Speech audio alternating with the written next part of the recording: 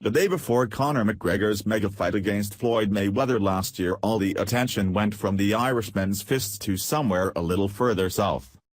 The UFC star was seemingly so moved by the outpouring of affection from the horde of Irish fans that flocked inside the stadium to watch the fighters weigh in before their historic bout in Las Vegas that he had a rush of blood to somewhere very private.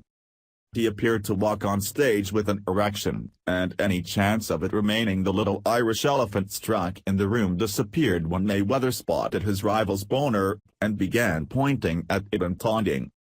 McGregor was aware and tried to adjust his underpants when he stepped on the scale, but it was there for all to see.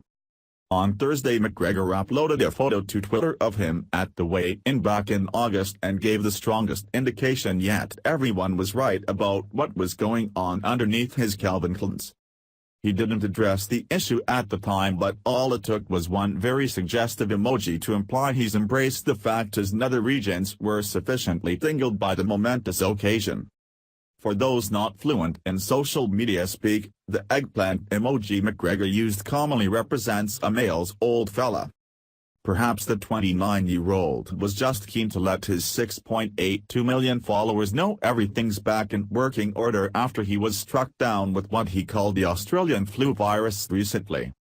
The UFC star, who was forced to cancel a big New Year's Eve party after contracting the illness, took to social media and shared a snap of himself tucked up in bed with his son Conor Jr. He told fans he'd been out of action for a couple of days and other family members had also picked up the flu. "Well, that was a wild New Year's Eve," he wrote on Instagram. "Half the family hit with the Australian flu virus and some even left in hospital with it. I've never even been to Australia, WTF. One of the most intense few days I've gone through.